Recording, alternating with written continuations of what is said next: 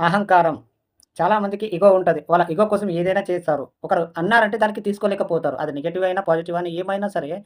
So, ఏదో suddenly వాళ్ళకొకటి ఇష్టం లేని మాట అన్నప్పుడు ఆ ఇగోని వాళ్ళు చూపిస్తూ ఉంటారు. సో, మీరు ఎన్నటికీ అలా చేయకండి.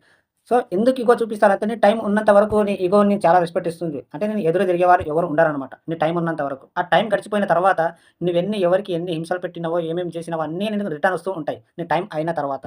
సో, ప్రతిదీ ఎప్పటికి ఉండదనమాట. ఏది శాశ్వతం కాదు. అలాంటప్పుడు నీ అహంకారం పక్కకు పెట్టి, సో, నీవు మనతో ఏమంటారు? మనిషిలాగా ప్రవర్తించడం నేర్చుకో. సో, ఎప్పుడైతే నువ్వు అహంకారం, ఇగో ఇవన్నీ తీసి పక్కన పెడతావో, ఎవ్వరేమన్నా సరే నీ పని నువ్వు చేస్తూ, సో, నీ దగ్గర ఎన్ని డబ్బులున్నా సరే లేనట్టుగా, సో, అందరికి రెస్పెక్ట్ ఇస్తూ, ఒక మర్యాదతో ఉన్నప్పుడు నీకెవరు నిన్ను హేట్ చేయరనమాట. ఎలా ఉన్నా సరే అందరూ నిన్ను ఏదో ఒక వంక పెడుతుంటారు పర్వాలేదు. కానీ నువ్వు ఎక్కువ చాలా మందికి నువ్వు ఇగో పెడుతున్నప్పుడు లేదా నీ ఇగో తీసి వాళ్ళని హింసించడం గానీ, బాధ పెట్టడం గానీ, వాళ్ళని యాటిట్యూడ్ చూపెట్టడం గానీ, ఇలా చేసినప్పుడు నిన్ను హేట్ కలుగుతుంటది. సో, అందరు నీ టైం ఉన్నప్పుడు నీకెవ్వరేమనరు కానీ టైం పడిపోయిన తర్వాత మాత్రం ప్రతిదీ నీకు కర్మ రిటర్న్ వచ్చేస్తది. నువ్వేమేమి చేసినావో అన్నీ నీకు రిటర్న్ అవుతుంది. సో, అర్థమైందనుకుంటా.